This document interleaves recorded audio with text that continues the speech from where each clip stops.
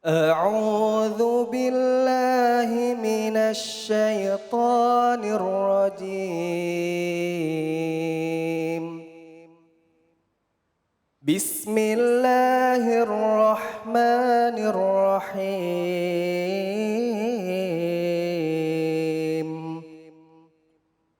يا أيها الذين آمنوا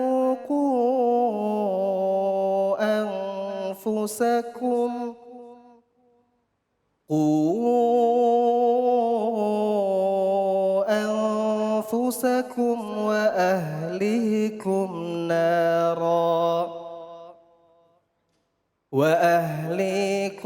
نارا وقودها الناس والحجارة عليها ملائكة غلاظ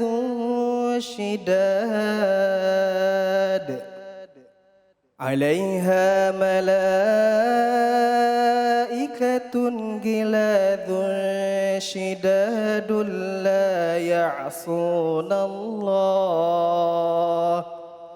لا يعصون الله ما أمرهم ويفعلون ما يؤمرون. Sadaqallahul azim. Ya, alhamdulillahirrabbilalamin. Langsung saja kita simak kajian tafsir dari surah At-Tahrim ayat 6 yang tadi telah dibacakan. Silakan Ustazah, fadhal. Terima kasih Mas David, para jamaah sekalian. Bismillahirrahmanirrahim. Assalamualaikum warahmatullahi ta'ala wabarakatuh. Waalaikumsalam warahmatullahi wabarakatuh. Alhamdulillah alladzi ja'alal ilma bita'allumi wa arsala lita'liminal anbiya. Wassalatu wassalamu ala asyrafil anam wa ala alihi wa ashabihil kiram. Rabbi srahli sadri wa yassirli amri wahlul uqdatam min lisani yafqahu qawli. Qala Allah Ta'ala fil Qur'anil Karim, bismillahirrahmanirrahim. Subhanaka la ilma lana illa ma 'allamtana innaka antal alimul hakim. Shadaqallahul azim wa shadaqa rasulun nabi wa habibul karim. Para jamaah, Bapak Ibu sekalian, para pemirsa Cahaya Hati Indonesia yang dimuliakan oleh Allah Subhanahu wa Ta'ala. Tadi qori kita sudah menyampaikan ayat yang luar biasa sekali dengan suara beliau yang indah juga.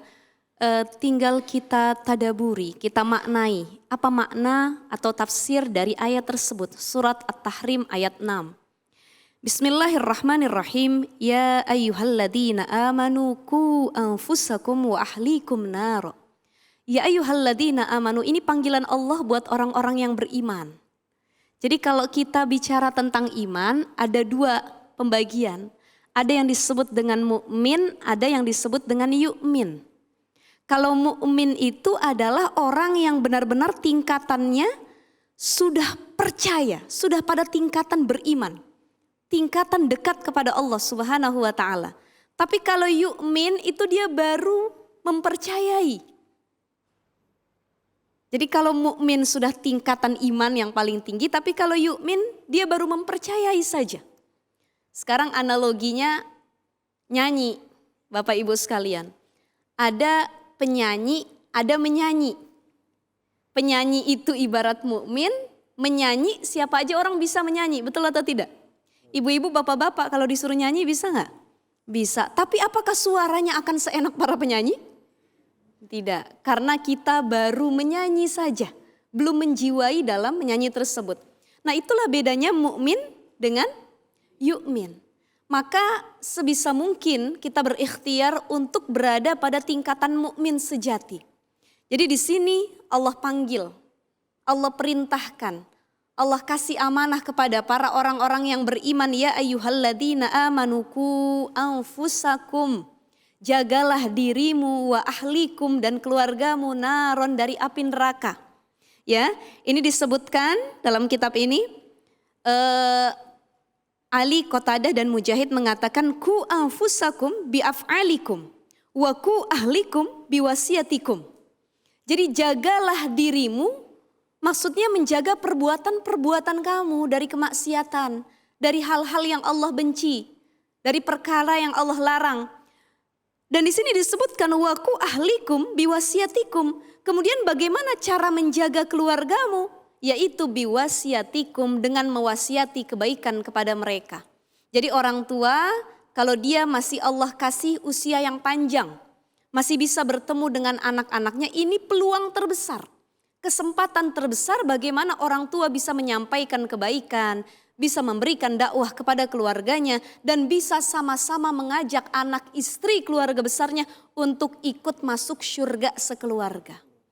Bapak ibu sekalian, kira-kira nanti masuk surga pengen sendirian atau bareng-bareng? Bareng-bareng. Ibu masuk surga pengen sama bapak enggak? Pengen. Bapak nanti di surga pengen ketemu lagi enggak sama istri?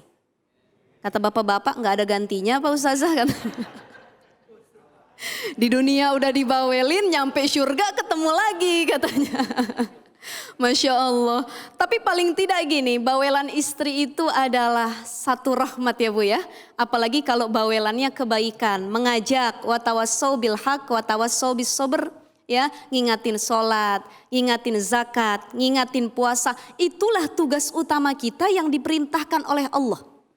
Jadi wahai para suami, kalau kamu punya istri, punya anak, ya, ku anfusakum wa ahlikum naru. Jangan cuma mementingkan dirimu sendiri, jangan cuma yang sholat diri kamu, yang zakat, sedekah, yang pintar ngaji diri kamu saja. Tapi bagaimana kamu juga bisa mengajak keluarga besarmu untuk melakukan hal tersebut. Kamu pintar ngaji, anakmu harus lebih pintar ngaji. Kamu rajin sholat, anakmu harus ketika disuruh sholat itu tanpa paksaan. Kamu rajin bersedekah, tularkan kebaikan itu kepada anak-anakmu. Jadi ayat ini memerintahkan kepada kita bahwa ternyata tugas orang tua khususnya tanggung jawabnya begitu besar dalam menuntun keluarganya untuk taat kepada Allah Subhanahu wa taala. Dalam tafsir ini dijelaskan bilhamli ala ta'atillah, bagaimana tanggung jawab orang tua khususnya suami kepada istri anaknya. Tanggung jawabnya dua, istri, anak. Kalau istri itu tanggung jawabnya anak, ya dia nggak punya tanggung jawab sama suaminya. Tapi istri yang baik adalah istri yang mengingatkan dikala suaminya sedang tidak berada di jalan yang baik. Ya, bagaimana untuk terus mengingatkan kebaikan kepada anak-anaknya. Dulu ketika ayat ini turun, Umar bin Khattab itu nanya sama Rasulullah Shallallahu Alaihi Wasallam, ya Rasulullah, kami menjaga diri sendiri. Kami sudah tahu nih caranya seperti apa mengerjakan yang Allah perintahkan, kemudian meninggalkan apa yang Allah larang. Kemudian Umar mengatakan, ya Rasul, lantas bagaimana cara kami menjaga keluarga kami? Wa ahlikum naro. Maka di sini Nabi Shallallahu Alaihi Wasallam menjawab, laranglah mereka dari hal yang dilarang oleh Allah. Dan perintahkanlah mereka dengan sesuatu yang Allah perintahkan untukmu. Allah perintahkan kita kebaikan, kasih tahu juga sama anak. Allah ngelarang kita satu maksiat, larang juga buat anak-anak kita. Jadi ada beberapa poin sebenarnya dari ayat ini yang bisa kita amalkan terhadap keluarga kita. Pertama, sebagai orang tua patut dan memang mesti kita untuk mengajarkan keteladanan. Jadi ini pelajaran buat saya, buat ibu bapak, pemirsa semua, dalam mendidik anak itu kita harus mengajak bukan menyuruh. Itulah akhlak yang diajarkan oleh Rasulullah Shallallahu Alaihi Wasallam.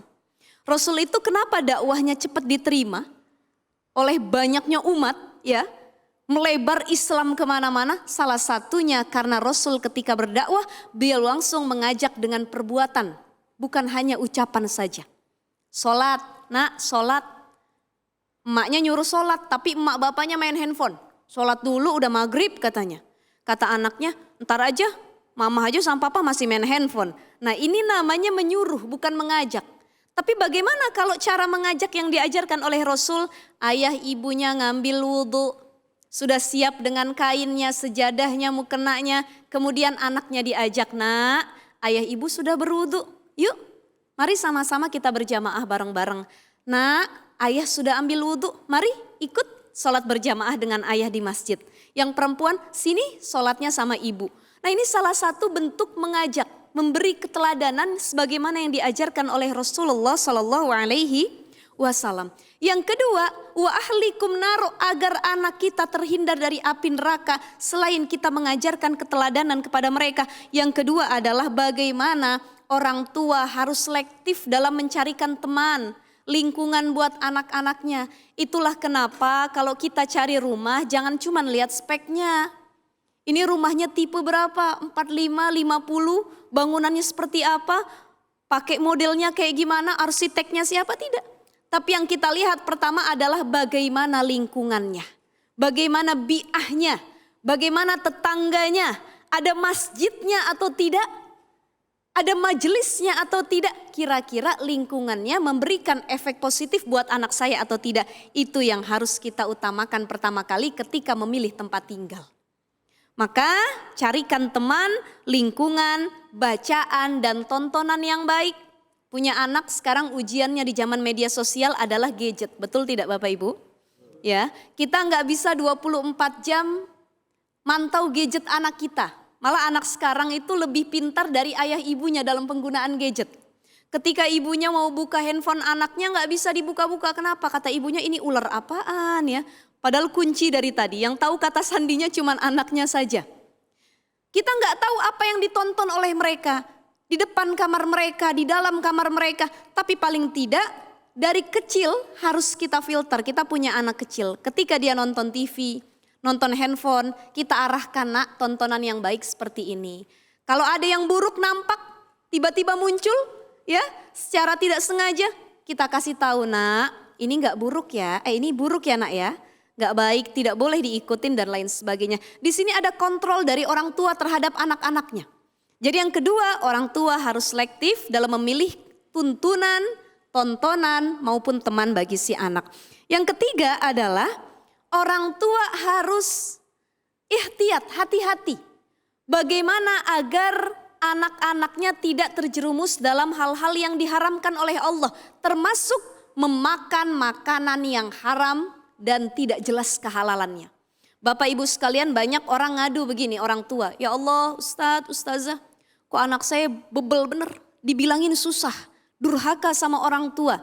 Ternyata salah satu faktor penyebabnya adalah sebab anak tersebut sering kali diberi makan atau dinafkahi dengan hal-hal yang haram.